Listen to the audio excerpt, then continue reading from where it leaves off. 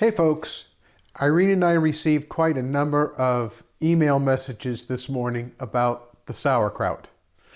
There are a lot of different questions, so I thought we'd go ahead and do a quick video and answer some of them. First,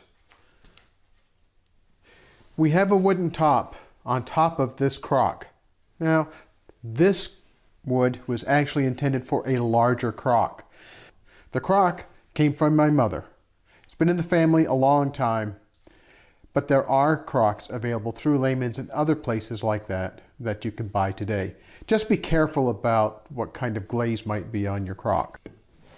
First, we're using a towel just to keep any bugs and things like that out. And then, starting to smell like sauerkraut. We have a jar full of water that sits on top of a plate that holds all of the sauerkraut down. What this does is keeps the sauerkraut, the cabbage before it's actually sauerkraut, below the surface of the liquid, so that what you're having is anaerobic fermentation. That's what we want. There was a question about what do we do if there's mold that grows on top? And the answer is simple. We skim it off. It's really not harmful, but you want to check this every day to make sure there's not mold growing. If there is, just skim it off. We had another question about, do you stir the sauerkraut? And the answer is no, you don't. The whole purpose of this is to keep the cabbage submerged and out of the air. This is a fermentation process. It works really, really well. I was asked, what size shreds do I make for the cabbage?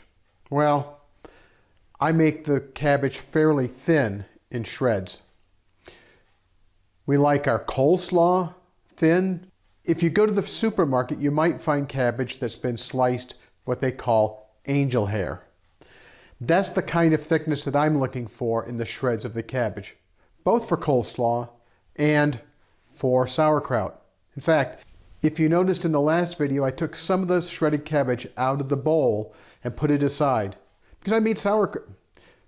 Because I didn't make sauerkraut with that. No, I made coleslaw with that cabbage that I held out because Irene said, "Hey, what are we having for dinner?" And I said, coleslaw. And so coleslaw is easy. In any case, so it's a fairly thin shred. In fact, I think for the next video when we get ready to do canning, I'll go ahead and make some more coleslaw and show you the shred size. Now, if you look on many YouTube videos, you'll see people grabbing a hold of that cabbage and twisting it like that. We don't like doing that because our objective is to have sauerkraut that still has the structure. So it stays crispy, crunchy, and still delicious. When you twist it, it tends to be wimpy. It becomes limp. It becomes flaccid. It's all the stuff that we don't enjoy in our food. We like there to be some crunch left. How long will this take? Well, typically it'll take about 3 weeks to ferment. It could take longer. We've had it go 6 weeks. It's not a problem. It's really a matter of personal preference. One of the other questions that I've had about making sauerkraut is, do I have to have a crock like this? And the answer is no. You can put it in a glass bowl, a glass jar. You can get a canning jar. You can get half-gallon, gallon, gallon and a half canning jars and pack the cabbage into that canning jar. You still need to use the salt and you still need to make sure that the liquid goes over the top of the cabbage, but it will work just fine. Now we make our sauerkraut this way.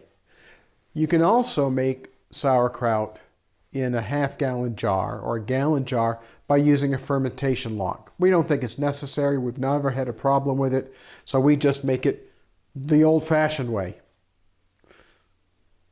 The one thing we don't do is we don't use the giant Amish cabbage shredders. It's a giant version of a mandolin. In fact, we were at Lehman's a couple years ago, and we saw a cabbage shredder in the specialty store. It's where broken things go to live and returns go to live. And I asked the salesperson, what's wrong with this? Why is it here? And the reply to Irene was, the woman who bought it cut herself, and she was upset that it was sharp and cut herself. Well, when you're making slaw, or when you're making a lot of cabbage shreds for sauerkraut, you have to be careful. It's like any other thing in life. You just need to be aware of what you're doing. Don't put your fingers on the blade. One YouTuber asked me a question privately. What time of year do we make sauerkraut? And if you watched the video that we published a while ago about mushrooms, I'll put a link up over here. Our kitchen is cooler because we don't generally heat the house. It's a passive solar house, so we rely on the sun to warm the rooms up. It's cooler in our kitchen in the wintertime. A lot of times in the morning when we get up, it'll be between 58 and 62 degrees, which is a little on the cool side to ferment things. It slowed our kombucha way down. It would slow the sauerkraut way down. So over many years of experimentation, we determined that if we make sauerkraut in October or starting in March or early April, the temperatures are about right for the product to finish the way we want it to be done. It's really simple.